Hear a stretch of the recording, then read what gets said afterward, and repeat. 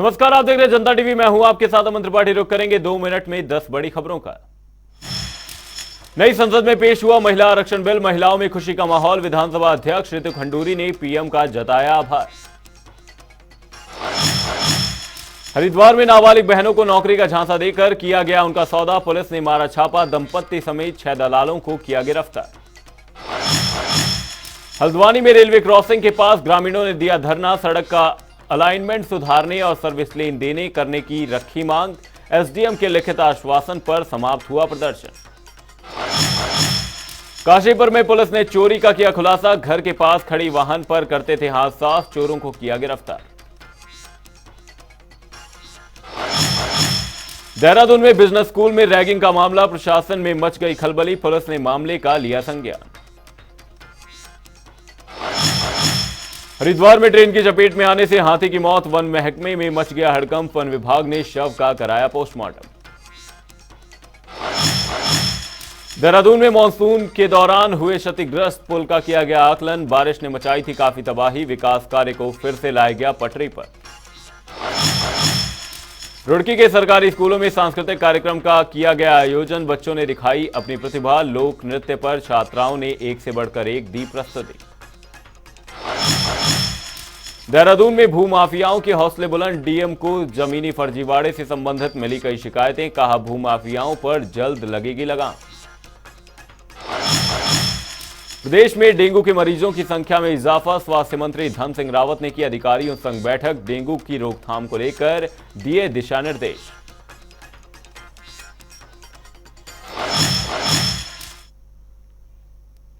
नमस्कार, आप देख रहे हैं जनता टीवी। मैं हूं आपके साथ अमन त्रिपाठी। अब 2:10 के बाद रुक करेंगे कुछ अहम खबरों का। उत्तराखंड के सीएम पुष्कर सिंह धामी अपने 3 दिवसीय दौरे पर चुनावी राज्यों में भाजपा के पक्ष में प्रचार प्रसार में जुटे हैं। सीएम धामी ने पहले मध्य प्रदेश और अब राजस्थान में जमकर प्रचार प्रसार किए। राजस्थान की सत्ता पर वापसी के लिए बीजेपी की जोरों शोरों से तैयारियां चल रही हैं, जिसके चलते सीएम धामी ने झालावाड़ में एक सार्वजनिक बैठक को संबोधित किया। इस दौरान सीएम धामी ने प्रधानमंत्री नरेंद्र मोदी की जमकर तारीफ की, साथ ही उन्होंने महिला आरक्षण विधेयक को ऐतिहासिक करार दिया।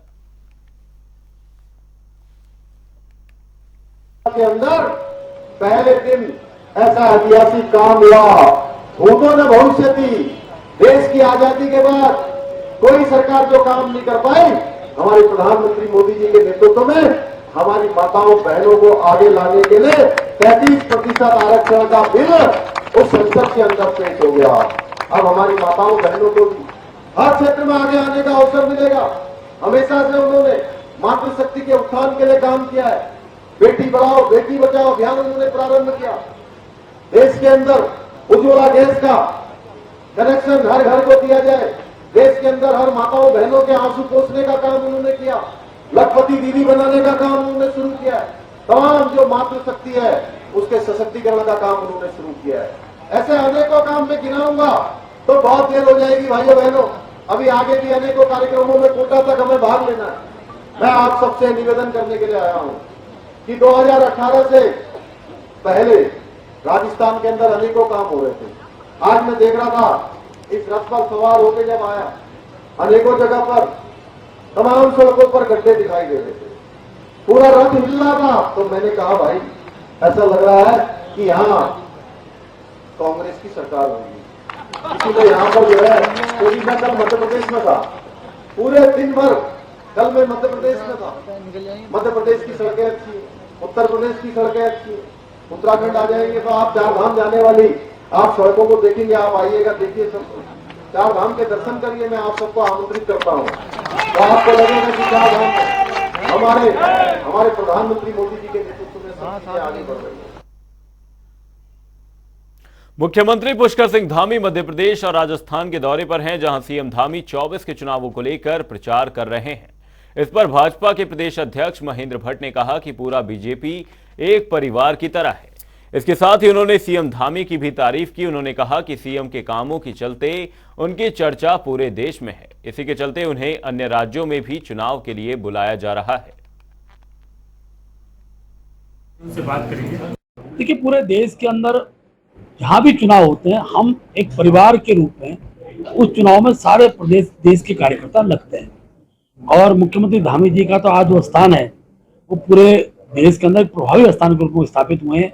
उनका लीडरशिप में जहां हमने उनको धर्म रक्षक धामी के रूप में जनता ने स्वीकार किया है, उनके विकास कार्यों के चर्चाएं भी पूरे देश के अंदर है। यूसीसी का मामला हो, जबरन धर्मांतरण का विषय हो, सख्त नकल विरोधी कानून का विषय हो, इससे ख्याति प्राप्त करना ये सौभाग्य से ही मिलता है। उसका धामी जी ने इस विषय में जिस प्रकार से जन समर्थन प्राप्त किया, उसी का नतीजा है आज देश भर के अंदर हर राज्यों के अंदर धामी जी को बुलाया, चुनाव के प्रचार के लिए बुलाया जा रहा है। और धामी जी के साथ साथ हमारे प्रदेश के अनेकों जो विधायक हैं वो राजस्थान भी गए, कुछ को मध्य प्रदेश भी जाना पड़ेगा। हमारे महामंत्री संगठन कांग्रेस विधायक मदन बिष्ट की अभद्रता की वीडियो पर प्रदेश की राजनीति तूल पकड़ती नजर आ रही है। इसको लेकर पूर्व मुख्यमंत्री हरीश रावत ने सोशल मीडिया पर पोस्ट किया। उन्होंने विभागीय अधिकारियों को लेकर कहा कि अधिकारी विपक्ष के विधायकों के फोन नहीं उठाते हैं, ऐसा करने के लिए उन्हें ऊपर से निर्देश दिया गया है। वहीं इस पर भाजपा प्रदेश अध्यक्ष महेंद्र भट्ट ने पलटवार करते हुए कहा कि हरीश रावत केवल सोशल मीडिया में है, वो कांग्रेस में चल रहे आपसी कलह से दुखी हैं। साथ ही उन्होंने क्या कुछ कहा वो सुनिए।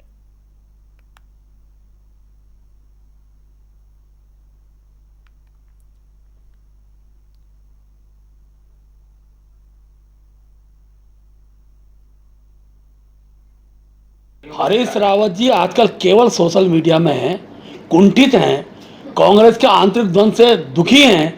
और उनके पास ऐसा कौन सा प्रमाण है कि किसी अधिकारी को हरीश रावत जी फोन न उठाने के लिए कहा गया हो?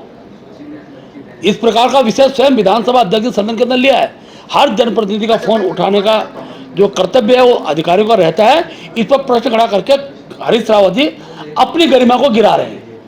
अगर किसी अधिकारी हरीश रावत जी को फोन नहीं उठाया है तो मैं आज कहना चाहता हूं, बहुत वरिष्ठ नेता है, प्रदेश के पूर्व मुख्यमंत्री हैं, तो ये कहीं ना कहीं वो अपने गरिमा को गिरा रहे इस बात को बोलकर।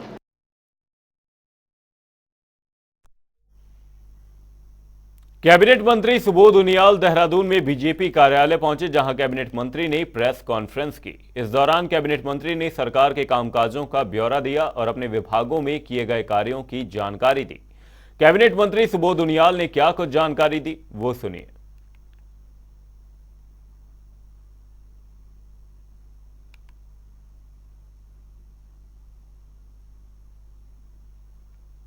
वर्तमान सरकार को काम करते हुए तकरीबन 1.5-2 वर्ष का समय हुआ है और मुझे फिर इस सरकार में वन, तकनीकी शिक्षा, भाषा और निर्वाचन विभाग की जिम्मेदारी मिली है।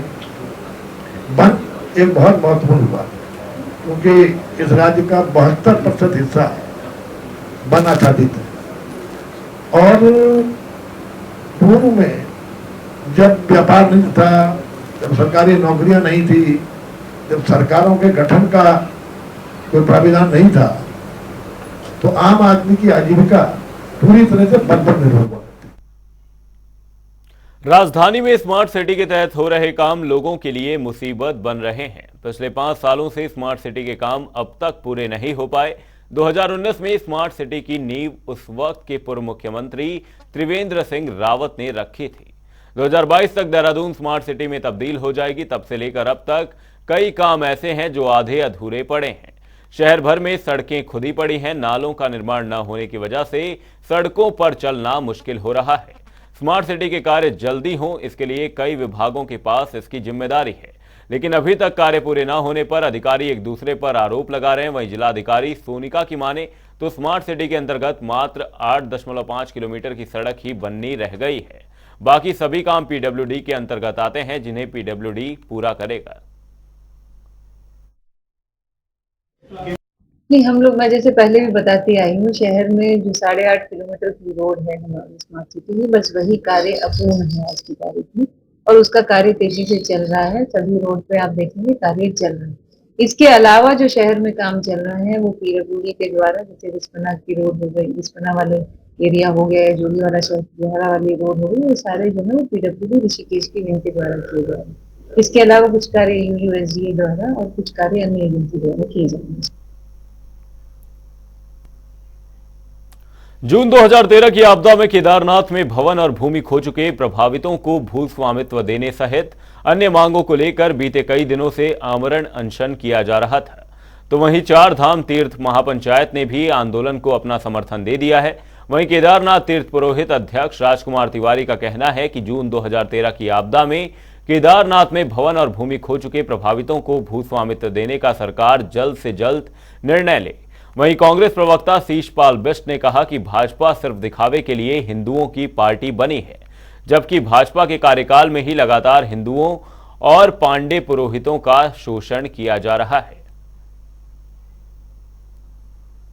वन्य जीवों की सुरक्षा का सवाल है। इस मामले को हम कई बार प्रमुखता से उठा चुके हैं। अभी आपने देखा कि जो है चीतों की मौत का मामला जो है ठंडा नहीं हुआ। उत्तराखंड में जो अन्य जो हैं जंगली जानवर हैं उनकी लगातार जो है नेशनल पार्कों में मौतें हो रही हैं। आखिर क्या कारण है, इसकी तह तक कोई नहीं पहुंच पाया है। अब जो है हाथियों की मौत का मामला सामने आया है कि लगातार जो है हाथियों की मौत हो रही है। आखिर जो हम की सुरक्षा के बारे में कौन सोचेगा।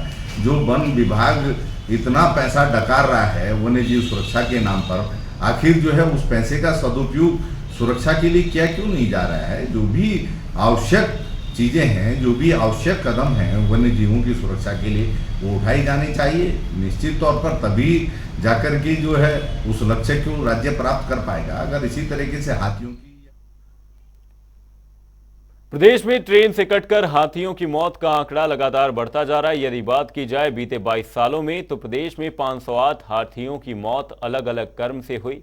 इनमें से 23 हाथी ट्रेन से कटकर मर गए। आपको बता दें कि अकेले 16 हाथी देहरादून हरिद्वार रेलवे ट्रैक पर ट्रेन की चपेट में आने से मारे गए। वहीं प्रदेश में बीते 12 सालों में हाथियों का कुनबा बढ़ा है, लेकिन उनकी मृत्यु दर में कोई कमी नहीं आई है। वहीं कांग्रेस प्रवक्ता शीशपाल बिष्ट ने कहा कि उत्तराखंड में वन्य जीवों की सुरक्षा के मामलों को कांग्रेस लगातार उठा रही है। आखिर क्यों लगातार प्रदेश में हाथियों की संख्या घटती जा रही है, इसके विषय में भाजपा सरकार बिल्कुल भी चिंता नहीं कर रही।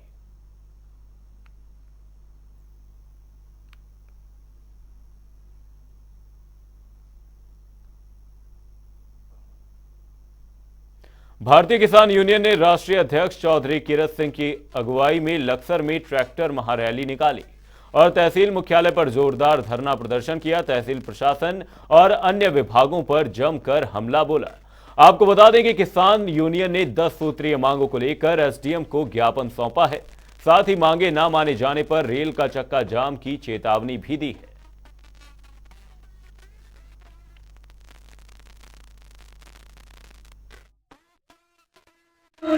मांग पत्र एक नोटिस दिया था, जैसे बिजली का हो, बाढ़ का हो, पुलिस का हो और वन विभाग का हो, मतलब ऐसे ही सारे मुद्दे यही थे। गन्ने का हो, ये सारे मुद्दे थे। उनको सब पर चर्चा हुई। उनके अधिकारी थे, एक अधिकारी था जो नहीं आया, उसके लिए भी कहा उन्होंने कल बुला लेंगे। कल बुला कर मीटिंग होगी और मीटिंग के बाद भी अगर कोई नहीं निर्णय होता तो अगला कदम फिर उठाएंगे। हमें कौन सी या भीड़ में अंकल लेनी है या किराए पर ला रखी है, तो दिलो शायरी। किसान के तो समस्या ही समस्या, किसान समस्या तो ही भरेगा। आपको पता होगा आपदा में क्या हुआ, सबको मीडिया को पता, अधिकारियों को पता। और आप देख रहे होंगे 1100 रुपए का, 1000 रुपए का चेक दे रहे। ये एक तौहीन कर रहे किसान की भी। एक जब तुम आप 1100 रुपए ले जाओ, क्या भाई 1100 रुपए, उसका नुकसान हो रहा है 11 लाख का, आप दे रहे हो 1100 रुपए। तो यहाँ तो जितने भ्रष्टाचार जितना तहसील में है सबको पता। अमीन पैसे मांग रहा, चेक देने के पटवारी पैसे मांग रहा। एसडीएम कार्य के खिलाफ कार्रवाई करो, मुझे समय दो। अरे समय क्या देना जी, प्रमाण सामने खड़ा करना। भाई तुमने पैसे लिए, एक नौ किसान ने कहा 18,000 रुपए मेरे बदले लिए। तहसील लक्सर क्षेत्र के भोगपुर तथा आसपास के अन्य क्षेत्रों में अवैध रूप से खनन हो रहा है, जिसमें स्टोन क्रैशर मालिक बिना रॉयल्टी के माल बेच रहे हैं तथा गाड़ियों में ओवरलोड वाहन रात के अंधेरे में अवैध तरीके से चलाए जा रहे हैं, जिनके चलते वैध तरीके से चलने वाले वाहनों को भारी नुकसान झेलना पड़ रहा है। इसी को लेकर all India truck operator welfare association का एक प्रतिनिधिमंडल ने जिला अधिकारी से अपनी मांगों को लेकर डीएम से मुलाकात की। वहीं मामले को लेकर जिला अधिकारी धीरज सिंह गर्ब्याल ने कहा कि अवैध खनन की रोकथाम को हाईकोर्ट के आदेश पर एक समिति का गठन किया गया है, जो जल्द ही सभी क्षेत्रों में कार्रवाई करेगी।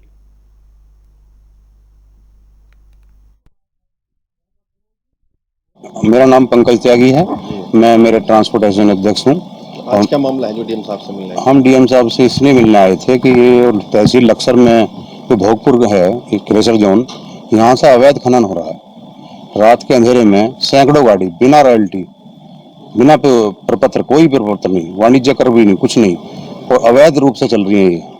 और हमारा इसमें विषय ये है कि जब हम ट्रांसपोर्ट व्यवसायी हैं, हम नंबर 1 में विश्वास रखते हैं। नंबर 1 का खनन अगर मिल रहा है मटेरियल तो लेंगे, और नहीं मिल रहा तो नहीं लेंगे। लेकिन ये जो यहाँ से लगातार चल रहा है, ये हमारे व्यापार को प्रभावित कर रहा है और हम सब भुखमरी के कगार पर आ गए हैं। आज मजबूरी बस हमें यहाँ जिलाधिकारी कार्यालय पर आना पड़ा इस विषय को लेकर कि जब यहाँ पर माइनिंग बंद है तो फिर ये कहाँ से जा रहा है, किस रूप से जा रहा है, इसको चेक कराया जाए। हमने बनाई है, जैसे माननीय उच्च न्यायालय ने कहा है कि जिला स्तर पर एक समिति का गठन होगा अवैध खनन को रोकथाम के लिए, जिसमें एक प्राइवेट मेंबर्स भी होंगे जो लोकल्स, उसके एक समिति बना दी हम लोगों ने। और ग्राम सभा स्तर में भी जिस एरिया में खनन होना है वहाँ पे उपखंड स्तरीय समिति भी हम लोगों ने बना दी है। अब उसको एक्टिवेट करके उसमें कार्रवाई हम लोगों ने शुरू कर दी है। अभी आज ही शायद लक्सर एरिया में जो उपखंड स्तरीय समिति है उसकी मीटिंग होगी। उसके बाद हम लोगों ने जॉइंट एक कार्य करना है। ये नहीं कि खनन विभाग अपना अलग कार्य कर रहा है, पुलिस विभाग अलग कार्य कर रही है, रेवेन्यू अलग कार्य कर रहा है। जब भी हमें कोई सूचना मिलती है, अगर एक टोल फ्री नंबर हम लोग अब जनरेट करेंगे, जब भी कोई सूचना मिलती है तीनों विभागों की, चारों विभागों की, जिसमें फॉरेस्ट भी होगा, उसकी जिम्मेदारी होगी उस पर कार्रवाई करना। हल्द्वानी में 2 स्कूल बस हादसे का शिकार होने के बाद अब प्रशासन सख्त हो गया है। आपको बता दें कि जिसके बाद सिटी मजिस्ट्रेट ऋचा सिंह ने प्रशासन और परिवहन विभाग की टीम के साथ चेकिंग करते हुए कार्रवाई की। टीम ने बस के अंदर सुरक्षा व्यवस्था के साथ ही कागजों की बारीकी से जांच की। इस दौरान ऋचा सिंह और परिवहन विभाग की टीम ने नैनीताल रोड पर कई स्कूल बसों को चेक किया, जिसके बाद 2 स्कूल बसों को सीज करते हुए दर्जनों बसों के चालान काटे गए।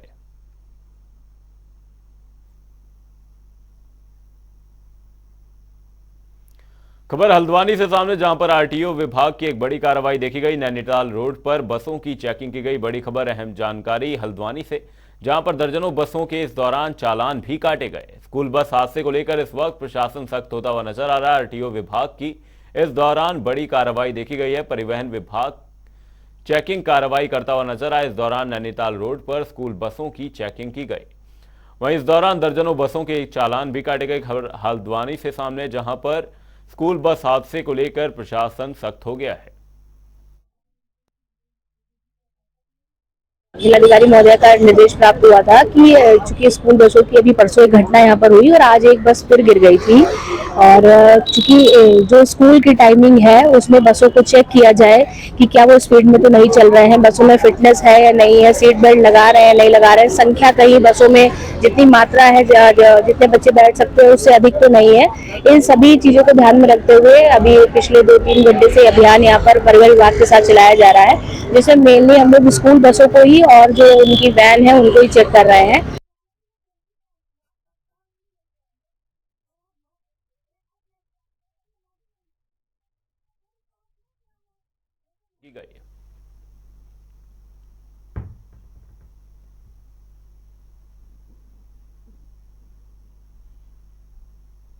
फिलहाल के लिए इस बुलेटिन में सिर्फ इतना ही। कहीं जाएगा नहीं। जनता टीवी पर खबरों का सिलसिला रहेगा जारी। तब तक के लिए नमस्कार।